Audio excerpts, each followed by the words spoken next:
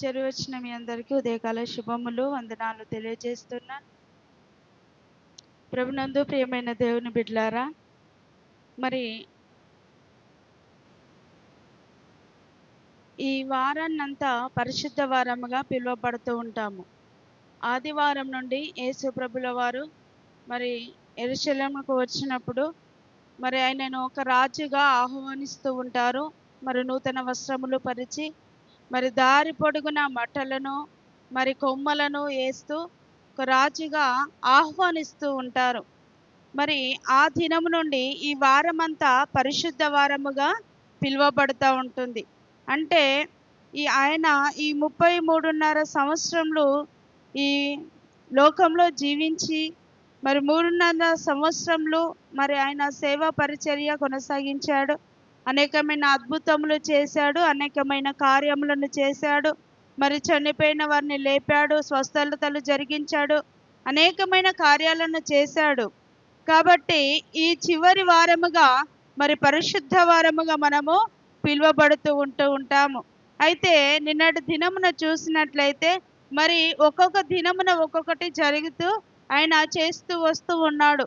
అయితే నిన్నటి దినమున గమనించినట్లయితే మరి ఆయన ప్రయాణమై వెలుచు ఉన్నప్పుడు మరి చెట్టును, అంజూరపు చెట్టును శపించినట్లుగా చూస్తూ ఉంటాము. అయితే ఫలాలు లేకుండా ఉన్నట్లుగాను మరి ఆయన ఆకలి కొని ఆ చెట్టు దగ్గరికి వెళ్ళినప్పుడు ఫలాలు లేనప్పుడు ఆ చెట్టును ఆయన శపించినట్లుగా చూస్తూ ఉంటాము. అదే క్రమంలో చూసినట్లయితే మరి దేవాలయంను శుద్ధి చేయటం మనము గమనిస్తూ ఉంటాము. మరి ఈరోజు మన అంశము కూడా అదే, దేవాలయ శుద్ధీకరణ, దేవాలయము శుద్ధి చేయుట. మరి ఆ కాలంలో వారు ఎలా చేస్తూ ఉన్నారు అంటే దేవాలయాన్ని ఒక వ్యాపారము చేసేదానిగాను మరి వారికి ఇష్టమైనట్లుగా ప్రవర్తిస్తూ మరి ఒక సంతలాగా మరి పావురాలను రూకలను అమ్మేవారుగా వారు ఆ దేవాలయాన్ని చేస్తూ ఉంటున్నారు. అయితే చూడండి, మనము ఒక నెలలో మొదటి వారం వచ్చిందంటే మరి ప్రభు సంస్కారము, ప్రభు భోజనము తీసుకోవడానికి ముందుగా ఒక పరిశుద్ధ వారముగా మనము భావిస్తూ ఉంటాము. అవునా కదా? పరిశుద్ధ వారము, అమ్మో ఈ నెల మొదటి వారము కదా, నేను కొంచెం బాగా వెళ్ళాలి, పరిశుద్ధంగా ఉండాలి, దినమంతా నేను ఉపవాసం ఉండాలి, సిద్ధపడాలి అని పరిశుద్ధంగా ఆచరిస్తూ ఉంటాము. దానికంటే ముందు రోజుగా ఏం చేస్తామంటే ఆలయాన్ని అంతా శుద్ధి చేస్తాము, వస్త్రములను శుద్ధి చేసుకుంటాము. దానికి సంబంధించిన వస్త్రములు ఏవైతే ఉన్నాయో వాటన్నిటిని ఏం చేస్తామంటే శుద్ధి చేస్తాము, శుభ్రపరుస్తూ ఉంటాము. చూడండి, ఇక్కడ ఆ ఆలయాన్ని వారు ఎలాగ చేస్తూ ఉంటున్నారు అంటే మరి చూడండి, మార్కు సువార్త 11వ అధ్యాయము 15వ వచనము. వారు యెరూషలేమునకు వచ్చినప్పుడు ఆయన దేవాలయంలో ప్రవేశించి దేవాలయంలో క్రయ విక్రయములు చేయువారిని వెళ్ళగొట్టనారంభించి రూకలు మార్చి వారి బల్లలను, గువ్వలమ్ము వారి పీటలను పడద్రోసి దేవాలయము గుండా ఏ పాత్ర అయినను ఎవరిని తేనీయకుండెను. మరియు ఆయన బోధించుచు, నా మందిరము సమస్తమైన అన్యజనులకు ప్రార్థనా మందిరం అనబడును అని వ్రాయబడలేదా? అయితే మీరు దానిని దొంగల గుహగా చేసితిరనెను. ఏం చేస్తున్నారు ఇక్కడ అంటే వారందరూ ఆ మందిరం దగ్గర చేరి మరి అప్పుడు యేసు ప్రభుల వారు తన రక్తాన్ని కార్చి మరి తను మన పాపానికి విముక్తి కలిగించక ముందు మరి బలులను, దహన బలులను అర్పించేవారు. అలాగని వారు ఏం చేస్తున్నారంటే మందిరాల దగ్గరనే వ్యాపారాన్ని చేస్తూ ఉంటున్నారు. ఒక సంతగా చేసి ఏం చేస్తున్నారంటే ఇష్టం వచ్చినట్లుగా ప్రవర్తిస్తూ మందిరంలో వారికి ఇష్టానుసారముగా బ్రతుకుచు మరి పావురాలను, రూకలను అన్ని అమ్ముచు వ్యాపారంగా చేస్తూ ఉంటున్నారు. ఒక సంతలో ఎలాగ ఉంటుందో మరి ఆ మందిరములో అలాగ జరుగుతూ ఉంటుంది, ఆ మందిరము చుట్టూ ఆవరణంలో అలాగ జరుగుతూ ఉంటుంది. యేసు ప్రభుల వారు అక్కడికి వెళ్ళినప్పుడు అంత గందరగోళంగాను మందిరం అంతా మరి ఒక సంతలాగా మారిపోయి రూకలు అమ్మేవారు గాను, కొనేవారు గాను, మార్చేవారు గాను, మరి పావురాలను అమ్మేవారు గాను, మరి వారికి ఇష్టం వచ్చినట్లుగా బ్రతుకుతూ ఉంటున్నారు. అప్పుడు యేసు ప్రభుల వారు దాన్ని చూసినప్పుడు మహా కోపపడి, క్రౌద్ధపడి, చాలా కోపపడి ఏం చేస్తూ ఉన్నాడంటే, మీరు చేయించినదేంటి? మీరు ఏం చేస్తున్నారు? ఈ మందిరము సమస్తమైన అన్నజనులకు ప్రార్థనా మందిరం అని వ్రాయపడలేదా? ఏం చేస్తున్నారు మీరు అని ఆ బల్లలన్నిటిని, ఆ రూకలన్నిటిని ఏం చేస్తాడంటే పడద్రోస్తా ఉంటాడు. వాటన్నిటిని పడద్రోసి అంత మొత్తం చిల్ల చిందర చేసేసి వాళ్ళందరినీ అక్కడ నుండి వెళ్ళగొట్టేస్తా ఉంటాడు. చూడండి, జ్ఞాపకం చేసుకుందాము. ఇక్కడ మందిరాన్ని ఆయనే పరిశుద్ధపరుచుకుంటూ ఉంటున్నాడు. మనం మొదటిగా గమనించినట్లయితే మందిరాన్ని స్వయముగా యేసు ప్రభుల వారే దాన్ని ఏం చేస్తున్నాడంటే శుద్ధి చేస్తా ఉంటున్నాడు. అక్కడున్న అపవిత్రతను తీసివేస్తా ఉంటున్నాడు. అక్కడ ఈ చిల్లరగా మరి క్రయ విక్రయములు చేయించు, మరి ఒక వ్యాపారముగా భావిస్తూ వ్యాపారము చేస్తూ అక్కడ ఉన్న ప్రజలందరినీ అక్కడ నుండి తరిమి వేస్తూ, మీరు చేయించినది మంచిది కాదు, మీరు ఏం చేస్తూ ఉంటున్నారు, ఒక సంతగా మార్చారే, ఒక దొంగల గుహగా మార్చేశారని వారిని గద్దిస్తూ మరి మాటలు ఆయన అంటూ ఉంటున్నాడు. చూడండి 17వ వచనము, మరియు ఆయన బోధించుచు నా మందిరము సమస్తమైన అన్యజనులకు ప్రార్థనా మందిరం అనబడును అని వ్రాయబడలేదా? అయితే మీరు దానిని దొంగల గుహగా చేస్తురని. అయితే మీరు దాన్ని దొంగల గృహగా చేసిరని వారిని అంటూ ఉంటున్నాడు. చూడండి, మనం జ్ఞాపకం చేసుకున్నట్లయితే ప్రసంగి గ్రంథంలో గమనించినట్లయితే నీవు దేవుని మందిరముకు పోవునప్పుడు నీ ప్రవర్తన జాగ్రత్తగా చూచుకొనుము. బుద్ధిహీనులు అర్పించినట్లుగా బలి అర్పించుట కంటే సమీపించి ఆలకించుట శ్రేష్టము. వారు తెలియకే దుర్మార్గపు పనులు చేయుదురు. ఏం చేస్తున్నారు అంటే, నీ దేహము దేవుని ఆలయముగా పిలువబడుచా ఉంటున్నది.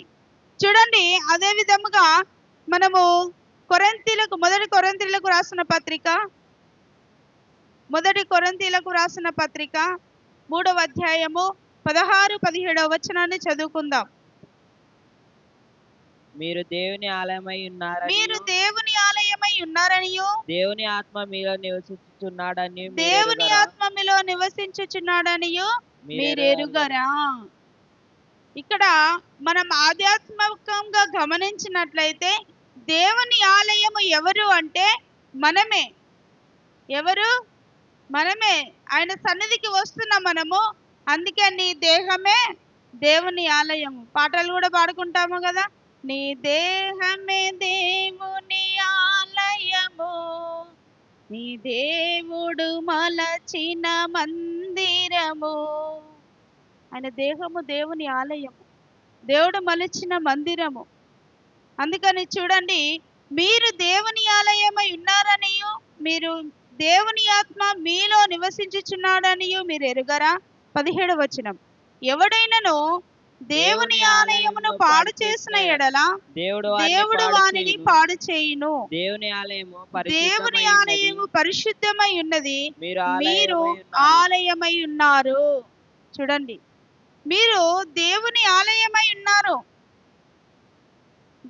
ఆలయమై ఉన్నారు కనుక మీరు పరిశుద్ధముగా జీవించాలి. మీ దేహమే దేవుని ఆలయము. ఏం చేస్తున్నామంటే, నా శరీరము, నా దేహము, నన్ను అడిగేవారెవరు?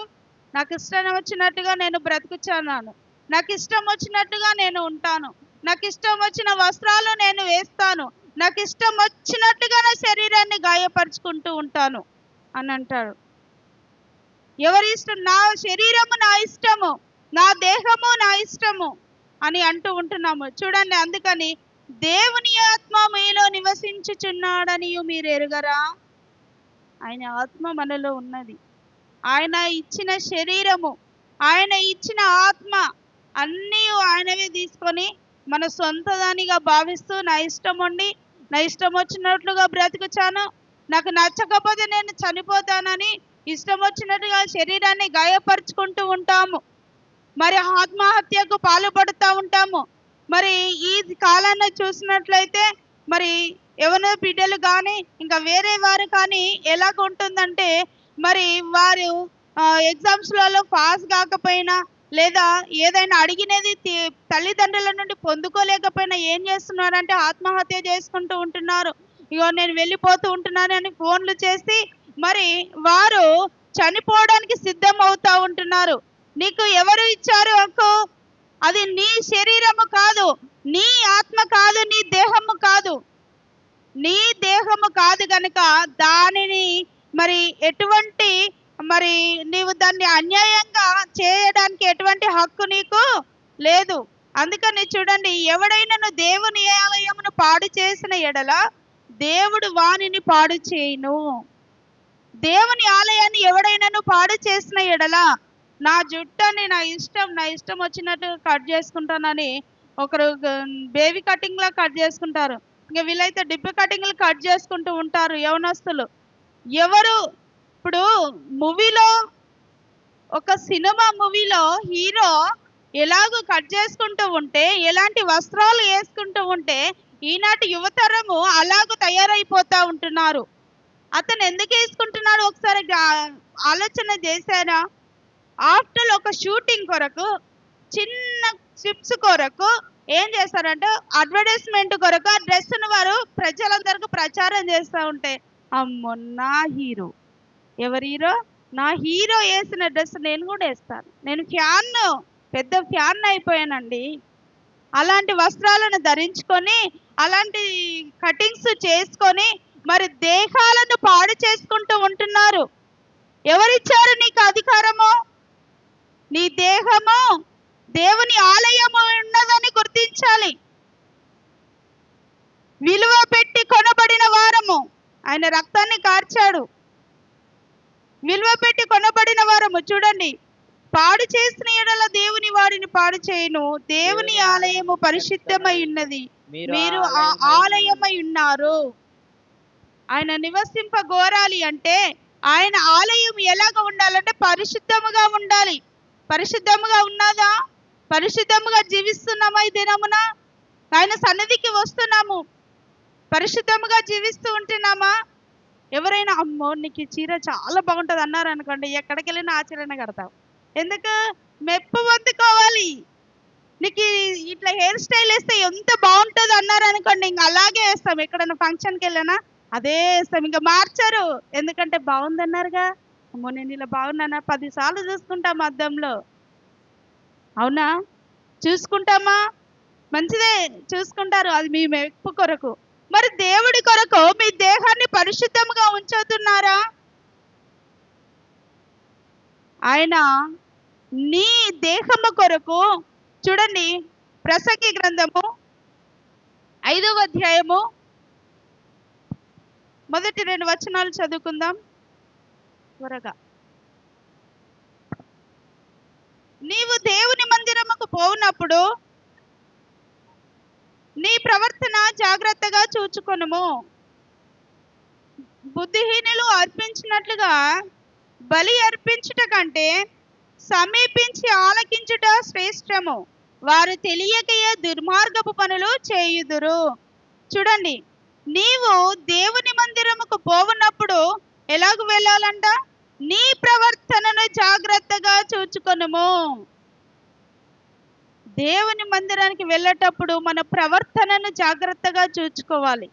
మనం ఎలాగ ఉంటామంటే, ఎలాగ వెళ్తూ ఉంటామంటే, ఒక పెళ్ళికి వెళ్తుంటే మనం రెడీ అయినామంటే 1కి 10 సార్లు చెక్ చేసుకుంటూ ఉంటాము. చేసుకుంటామా లేదా?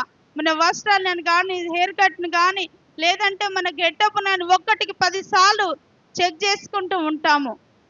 చూడండి, దేవుని మందిరానికి వచ్చినప్పుడు నీ ప్రవర్తన ఎలాగ ఉంది? నువ్వు ఎలాగ ప్రవర్తిస్తూ ఉంటున్నావు? నీలో ఎటువంటి ఉద్దేశములు ఉన్నాయి?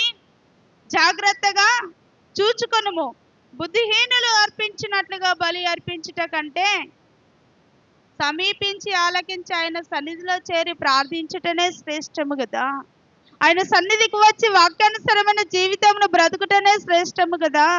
నువ్వు ఎన్ని అర్పణలు అర్పించినా, ఎన్ని బలులు అర్పించినా, నీలో మంచి ప్రవర్తన లేకపోతే, నీ దేహము పరిశుద్ధముగా లేకపోతే, నీ దేహము మరి గాయపరిచినట్టుగా, నీకు ఇష్టం వచ్చినట్టుగా, లోకానికి ఇష్టం వచ్చినట్లుగా ఉన్నట్లయితే, నీ దేహము గాయపరచబడినట్లయితే నువ్వు ఎన్ని అర్పణలు అర్పించినా వ్యర్థము కదా.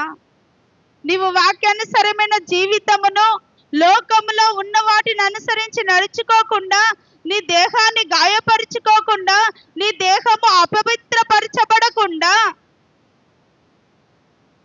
దేవుని సన్నిధికి వస్తూ, అయ్యా నేను అర్పణలు అర్పించాను, అప్పుడైతే బలులను అర్పించాను, ఇప్పుడైతే 100 రూపాయలు వేస్తున్నాము, 50 వేస్తున్నాము, నాకు కలిగిన దాంట్లో ఆయనకు అర్పిస్తూ ఉంటున్నాము. అర్పించినదాన్ని ఏం చేస్తున్నామంటే, నేను నీకు ఇది అర్పించాను కదయ్యా, నాకు ఎందుకు మేలు చేయట్లేదు, ఎందుకు నాకు కుటుంబంలో ఇలాగ ఉంటుంది అని అడుగుతూ ఉంటాము. అందుకని అంటున్నాడు, నీ దేహము దేవుని ఆలయమై ఉన్నది. అది ఎలాగున్నది సరే జ్ఞాపకం చేసుకున్నామా? మన ప్రవర్తన ఎలాగ ఉంది? ఆయన అయితే శుద్ధి చేస్తూ ఉంటున్నాడు. చూడండి, నీవు 2వ వచనం, నీవు దేవుని సన్నిధిని అనాలోచనగా పలుకుటకు నీ హృదయమును త్వరపడనియ్యక ఏం చేయాలంట? నీ నోటిని కాచుకోము. దేవుని సన్నిధికి వస్తాము, వచ్చినాక ఇంకెక్కడ దొరకదండి, ఎక్కడ కలవరు కదా. పని దగ్గర కలిసిన పనిలోనే, పని ఇప్పుడు కరువు పనికి వెళ్తే వెంబడే ఉంటారా మీ పెద్దవారు? ఏదో మాట్లాడుతూ ఉంటారు, ఏం మొట్టలు పెడుతున్నా చేద్దాంలో అంటారు. దేవుని మందిరానికి వచ్చినప్పుడు, ఏమి అక్క బాగున్నావా, ఎప్పుడు వచ్చినా పాపం తీసుకొస్తుందా, మొన్న వచ్చిందంట కదా, డెలివరీ అయిందంటే కదా, బంధువులు వచ్చారంట కదా, ఏం కూర చేస్తవి? ఎక్కడ దొరుకుతాయి? మందిరంలోనే దొరుకుతాయి. బయట కనబడరా అంటే, సరే దేవుని మందిరానికి వచ్చాం కదండి, మరి ఇప్పుడు కాసేపు దేవుని సన్నిధిలో ఆరాధిద్దాము, పరిశుద్ధమైన స్థలానికి వచ్చాము, వ్యర్థమైన మాటలు మనం మాట్లాడకూడదు. ఆయన సన్నిధికి వచ్చిన మనము కొంతసేపు దేవుని ప్రార్థన చేసుకుందాము, దేవుని స్తుతిద్దాము, ఆయన వాక్యాన్ని విందాము, మన జీవితాలు బాగు చేసుకుందాము. బయటకు వెళ్ళిన తర్వాత పరామర్శిద్దాం అనేది ఉండదు. ఆమెను అనగానే వెళ్ళిపోతూ ఉంటాము, దేవుని సన్నిధి కూర్చున్నంతసేపు మాట్లాడుతూ ఉంటాము. నువ్వేం వింటున్నావు? వస్తున్నాము మంచిదే, ఏం వింటున్నాము? వ్యర్థమైన మాటలను ఉచ్చరిస్తూ ఉంటున్నాము. ప్రార్థన జరుగుతూ ఉంటే కబుర్లు పెట్టుకుంటా ఉంటాము, ప్రార్థన జరుగుతూ ఉంటే కళ్ళు చేసి తీరుస్తూ ఉంటాము. ఎక్కడ నీ భక్తి? అందుకని అంటున్నాడు, నీవెవరు? దేవుని ఆలయమై ఉన్నావు, జాగ్రత్త. ఎలాగో బ్రతుకుచూ ఉంటున్నాము, శరీరము నీది కాదు, జాగ్రత్తగా చూసుకోవాలి. చూడండి, దేవుడు ఆకాశమందు ఉన్నాడు, నీవు భూమి మీద ఉన్నావు, కావున నీ మాటలు కొద్దిగా ఉండనిమ్ము. ఎవరు చూడట్లేదు కదా, నా ఇష్టం, నేను ఎట్లాగ మాట్లాడతా. సార్ ఎవరు చూడట్లేదు, ఎవరు చూడట్లేదు, కుసు పెడతా ఉంటారు, కళ్ళు తెరిసాగు పెడతా ఉంటారు, ప్రార్థన చేస్తూనే ఉంటారు. నీ ప్రార్థన నువ్వు చేసుకో, ఆమెను అనేసరికి ఆమెను అంటారు, మళ్ళీ ఏం తెలియనట్లుగా. అర్థమవుతుందండి? దేవుని సన్నిధికి వస్తున్నాం కదా, మన ప్రవర్తన ఎలాగ ఉంది జాగ్రత్తగా చూసుకోవాలి. చూడండి, 1 కొరింథీయులకు రాసిన పత్రిక 6వ అధ్యాయము 19వ వచనాన్ని గమనిద్దాం త్వరగా. మీ దేహము దేవుని వలన మీకు అనుగ్రహింపబడి మీలోనున్న పరిశుద్ధాత్మకు ఆలయమై ఉన్నదని మీరు ఎరుగరా? మీరు ఉన్న పరిశుద్ధాత్మకు ఆలయమై ఉన్నదని మీరు ఎరుగరా? మీరు మీ సొత్తు కారు, మీరు మీ సొత్తు కారు, విలువ పెట్టి కొనబడిన వారు కనుక, విలువ పెట్టి కొనబడిన వారు కనుక మీ దేహంతో దేవుని మహిమపరచుడి. మీ దేహముతో దేవుని మహిమపరచాలి. మీరు ఎవరంట? మీ సొత్తు కాదు. మనం అనుకుంటాం, నా శరీరం నా ఇష్టం, నా జీవితము నా ఇష్టం, నా బ్రతుకు నా ఇష్టం. ఎవరు నన్ను అనేది? ఎవరు నన్ను అడిగేది? ఎవరు? నాకు ఇష్టం వచ్చినట్లుగా నేను బ్రతుకుచాను, నాకు ఇష్టం వచ్చినట్లుగా నేను ఉంటాను. తల్లిదండ్రులు చెప్పిన మాట కూడా వినలేని స్థితిలో ఉన్నారు ఈ దినమున యవ్వన బిడ్డలు. తల్లిదండ్రులు చెప్పినా పట్టించుకోలేని స్థితిలో ఉన్నారు ఈ దినమున. పెళ్లి వయసు వచ్చిందంటే ఏంటి నువ్వు చూసేది? చేసుకునేది నేనా నీవా? నా ఇష్టం వచ్చిన వారిని నేను చేసుకుంటాను అంటున్నారా లేదా? నా ఇష్టం వచ్చినట్టుగా బ్రతుకుతాను, నాకు ఇష్టం వచ్చినట్టు చదువుతాను, నేను అది కాదు బిడ్డ, ఇది తీసుకో, ఇది తీసుకుంటే నీ జీవితం బాగుంటుంది, ఈ ఈ సబ్జెక్ట్ తీసుకొని ముందుకు వెళ్ళు, ఏదో నీకు ముందుగా ఇంకేదో ఉపయోగకరంగా ఉంటా అంటే లేదు. వాడు ఫ్రెండ్ వాడు తీసుకుంటున్నాడు, నేను ఇది తీసుకుంటా. వాడు ఇలాగ పోతున్నాడు, నేను ఇలాగ పోతాను. ఎలాగ బ్రతుకుచ్చు ఉంటున్నారు? ఏమంటున్నాడు? మీరు మీ సొత్తు కాదు. ఎవరంట? విలువ పెట్టి కొనబడిన వారు కనుక విలువ పెట్టి కొనబడిన వారు కనుక మీ దేహంతో దేవుని మహిమపరచుడు. ఏం చేయాలంట? నీ దేహముతో దేవుని మహిమపరచాలి. దేహాన్ని అపవిత్రపరుచుకుంటున్నామా? దేహాన్ని గాయపరుచుకుంటూ ఉంటున్నామా? మరి దేహము చేత ఆయనను మహిమపరుస్తూ ఉంటున్నామా? పరిశుద్ధముగా జీవిస్తూ ఉంటున్నామా? ఒకసారి జ్ఞాపకం చేసుకుందాం. మన దేహము ఆయన ఆలయమై ఉన్నది. ఆయన ఏం చేశాడంటే, విలువ పెట్టి కొనబడిన వారము, కలవరి శిలువలో రక్తమును కార్చి, ఆయన రక్తమును కార్చి రక్తము చేత శుద్ధి చేశాడు.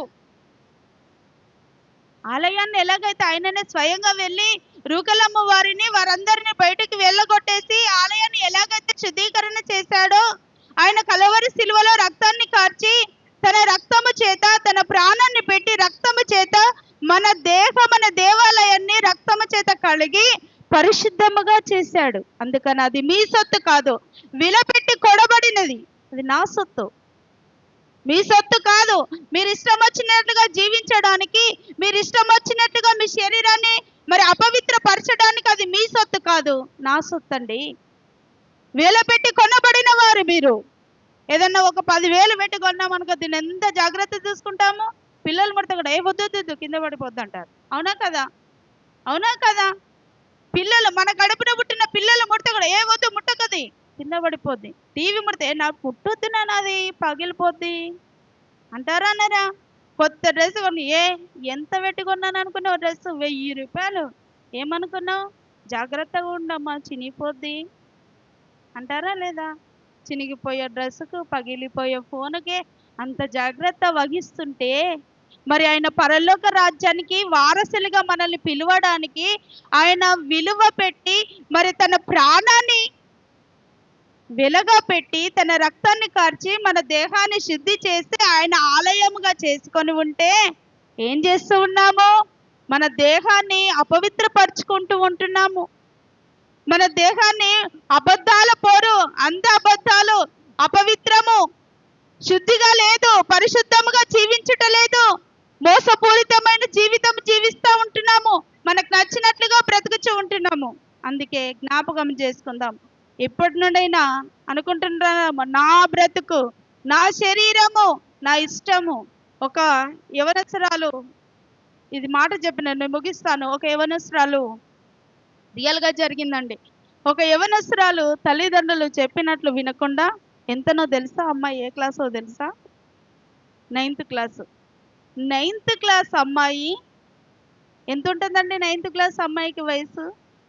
9th క్లాస్ అమ్మాయి తల్లిదండ్రులు చెప్పినట్లు వినకుండా, చిన్నగా తెలిసింది అమ్మాయి అబ్బాయితో లవ్ చేస్తూ ఉంది. ఇప్పుడు యవన పిల్లలది అంతే, నాకు పలకడానికి కూడా అసహ్యంగా ఉంది, అందుకే నాకు చెప్పడానికి కూడా ఇబ్బందిగానే ఉంది. ఆ పదాన్ని నాకు వాడడం కూడా అసలు ఇష్టమే ఉండదు. అలా ఉంది అని తెలిసినప్పుడు ఏం చేశారంటే, వాళ్ళ నాన్న గద్దించాడు. వాళ్ళ నాన్న గద్దించేప్పుడు అమ్మాయి అంటా ఉంది, ఏం నువ్వు అనడం ఏంటి నన్ను? నేను చచ్చిపోతాను నువ్వు అలాగూ అంటే, నన్ను ఏమన్నా అంటివంటే నేను చనిపోతాను అని బెదిరించగాని, ఈనాటి యవన బిడ్డలు అలా తెగిస్తూ ఉంటున్నారు. ఆ తండ్రి చాలా కష్టపడి పని చేస్తాడండి, కష్టపడి పని చేస్తాడు. ఎవరి కొరకు? భార్య పిల్లల కొరకే కదా.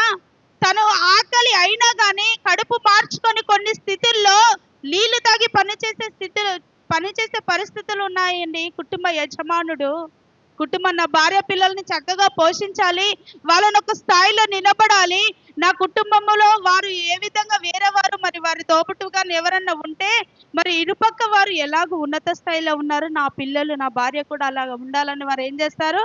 కష్టపడుతూ ఉంటారు.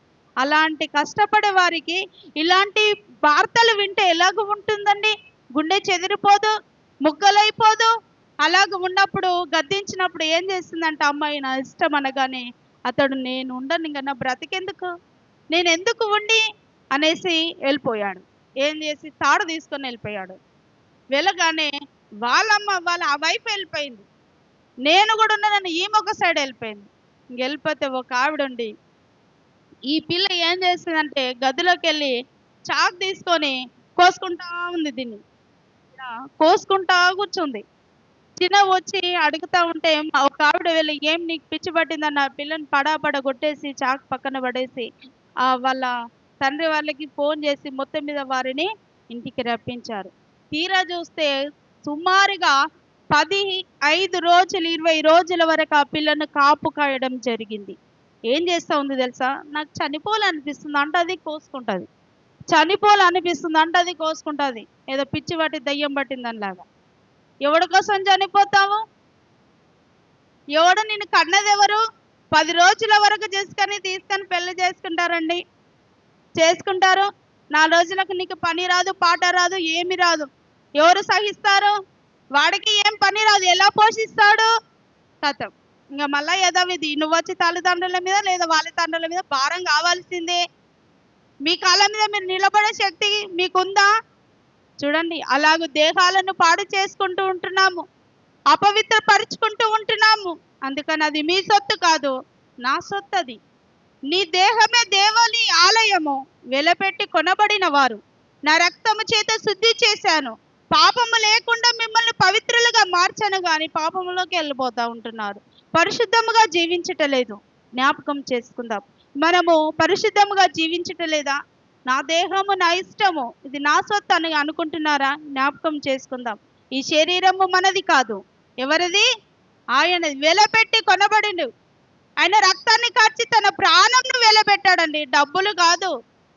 ఫోన్ పగిలిపోయే ఫోనుకు జాగ్రత్త వహిస్తాము, మరి తన ప్రాణాన్ని వెలబెట్టి కొన్న దేవుడు చిన్న శిక్షిస్తే ఎందుకయ్యా నాకు ఈ శ్రమ, ఎందుకయ్యా నాకు ఈ బాధ? ఎవరు చూడట్లేదని పాపాలు చేస్తావు, ఎవరు చూడట్లేదని అబద్ధాలు ఆడతావు, ఎవరు చూడట్లేదని మోసాలు చేస్తావు, ఎందుకయ్యా నాకు ఈ శ్రమ అంటే? తగిన శ్రమకు తగలాలా వద్దా? చేసేటప్పుడు ఎందుకయ్యా నేను ఈ పాపం చేశానని అన్నావా? ఎందుకు నేను ఇలాగ బ్రతుకుచుంటున్నానయ్యా, నాకు మంచి బ్రతుకుని అని ప్రార్థన చేశామా? జ్ఞాపకం చేసుకుందాం. అలాగ చేయకుండా దేహాన్ని పాడు చేసుకొని సంఘానికి వచ్చి ఇష్టం వచ్చినట్లుగా బ్రతుకుచు, ఈ సంఘంలో ఉన్నంత వరకు పరిశుద్ధముగా బ్రతుకుచు, కడప దాటి వెళ్ళగానే మందిరము దాటి బయటికి వెళ్ళగానే అదే బ్రతికింగా ఇంకా ఎలాగ మాట్లాడతామో మన స్వాధీనంలో ఉండదు, ఇష్టం వచ్చినట్టుగా మాట్లాడుతూ ఉంటాము. జ్ఞాపకం చేసుకుందాం, మన ప్రవర్తన ఎలాగ ఉంది, మనము ఎలాగ బ్రతుకుచూ ఉంటున్నాము, మన దేహం అనే ఆలయాన్ని ఎలాగ మనము పరిశుద్ధముగా ఉంచుతున్నాము జ్ఞాపకము చేసుకుందాం. పరిశుద్ధముగా లేని మన జీవితము, మన దేహము ఆయన ఆలయమై ఉన్నది కనుక పరిశుద్ధముగా జీవించలేనట్లయితే, ఆయనను మహిమపరిచే విధముగా మన దేహము లేనట్లయితే ఆయన రాకడలు ఎత్తపడదు. పరిశుద్ధంగా కూరగాయల దగ్గరికి మంచి అన్ని మంచి అమ్మా అంటది, మార్కెట్లో ఉన్న వాళ్ళు అంటారా అన్నారా, అన్ని మంచి అమ్మా, అలా బొర్లియకండి పాడైపోతాయి అంటాం. కానీ మనం అయినా ఏరుతామా లేదా? మంచివి ఏరుతామా లేదా? అన్ని చెట్లకి కాసినవి అన్ని రెడ్గానే ఉంటాయి, అన్ని బాగానే ఉంటాయి, అన్ని మళ్ళీ దాంట్లో ఇంకా శ్రేయస్కరమైనవి మంచివి మనకు నచ్చినటివే తీసుకుంటాము. అవి మనం బాగాలేకపోయినా మనకు నచ్చుతుంది బాగున్నట్టే అలాగే తీసుకుంటాము. మన జీవితాలు బాగాలేకపోయినా మనకు బాగున్నట్టే, కానీ ఆయనకు నచ్చాలి, ఆయనకు బాగుండాలి, అప్పుడే మనల్ని తీసుకుంటాడు. అందరినీ శుద్ధీకరించాడు, ప్రత్యేక స్థానంలో ఉంచాడు, ఆయన సన్నిధికి చేర్చబడ్డాము, ప్రత్యేకించబడిన వారము. మరి ఆయన ప్రాణాన్ని పెట్టి రక్తాన్ని కార్చి శుద్ధి చేయబడి వెలపట్టి కొనబడిన వారముగా ఆయన సన్నిధికి వచ్చాము. మరి ఎలాగ బ్రతుకుచూ ఉంటున్నాము జ్ఞాపకం చేసుకుందాం. మరి మన దేహాలను పాడు చేసుకునే స్థితిలో ఉన్నామా? ఒకటే జ్ఞాపకం చేసుకోవాలి, మన సొత్తు కాదండి, వెలపట్టి కొనబడిన వారము. మనము ఎవరము? వెలపట్టి కొనబడిన వారము గనుక పరిశుద్ధముగా జీవించాలి. మన తండ్రి ఎలాగో జీవిస్తున్నాడో, మన తండ్రి ఎలాగో బ్రతకమన్నాడో, మరి ఎన్నెన్ని అవకాశాలు మనకు అనుగ్రహిస్తూ ఉంటున్నాడో వాటిని ఉపయోగించుకొని మరి పరిశుద్ధముగా జీవించే వారముగాను, మన ప్రవర్తన ఎలాగ ఉందో జాగ్రత్తగా ప్రవర్తించే వారముగాను, చక్కటి ప్రవర్తన, వాక్యానుసారమైన ప్రవర్తన కలిగి మరి అందరికీ మెచ్చదగిన ప్రవర్తనగా కలిగి మనుషుల మెప్పును దేవుని మెప్పును పొందుకునే వారముగా మన దేహం అనే ఆలయాన్ని అపవిత్రపరుచుకోకుండా పవిత్రముగా ఉంచుకోవడానికి ప్రయత్నం చేద్దాం. ఇప్పటి వరకు ఎలాగో జీవించామో, ఎలాగో బ్రతికామో, మన దేహాన్ని వేటికి ఉపయోగించామో, మనం ఎలాగో మాట్లాడామో జ్ఞాపకము చేసుకొని ఇకనైనను మన సొత్తు కాదు, ఆయన సొత్తు, మనము ఆయన వెలపెట్టి కొలవబడిన వాడము గనుక పరిశుద్ధముగా జీవించడానికి ప్రయత్నము చేద్దాం. అట్టి కృపను దేవుడు మీకు అందరికి అనుగ్రహించి నడిపించును గాక. ఆమేన్.